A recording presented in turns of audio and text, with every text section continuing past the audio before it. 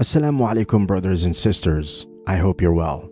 Breaking news: another blow strikes Israel as it tries to recover from the previous one. This one is deeper and more difficult because it comes from a country that has previously supported them. And while Israelis may believe they will also withstand this blow, it doesn't appear to be the case. An Italian court has given shock waves to Israel by declaring loud and clear that Jerusalem is not recognized as Israel's capital by international law, and it never will be. Many of you won't begin to wonder why the Italian court rendered a decision that everyone already knew was correct. After all, Tel Aviv is the current capital of Israel. The truth is that Israel's capital is unquestionably Tel Aviv, but both the current administration and far-right Israelis have been eyeing Jerusalem, which is a part of Palestine, to establish it as their capital. But how did this debate reach an Italian court? This all began when a popular Italian television quiz, L'Eredita, stirred uproar in May of this year when a question about Israel appeared on the show.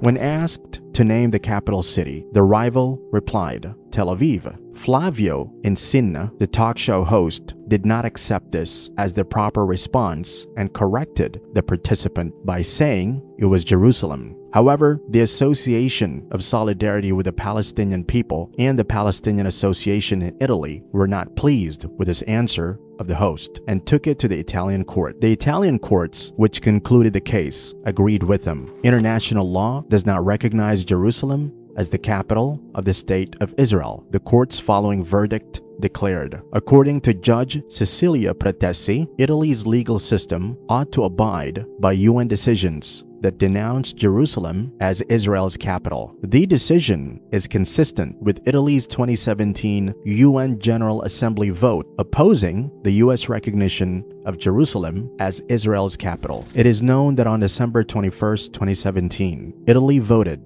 in favor of the United Nations General Assembly resolution that rejected the United States' decision to recognize Jerusalem as the capital of Israel. As it is known, the United Nations itself has repeatedly talked about the issue, condemning the Israeli occupation of the Palestinian territories and East Jerusalem and denying any legal validity to Israel's decisions to make it its capital. Court statement: it's crucial to keep in mind that the United States is the only country that recognizes Jerusalem, which is a part of Palestine, as the capital of Israel. Trump himself declared this in 2017, defying a UN resolution that rejected it. Italy not only demonstrates its disregard for Israel's position in the West by making this bold declaration, but it also went so far as to declare that if Netanyahu visited Italy, he would be detained. Italy, an ICC member, has declared its legal duty to abide by the arrest warrant issued by the International Criminal Court, ICC, against Israeli Prime Minister Benjamin Netanyahu. Guido Crosetto, the Minister of Defense, admitted that if Netanyahu were to enter Italian territory, Italy would have to arrest him. Italy's statement is particularly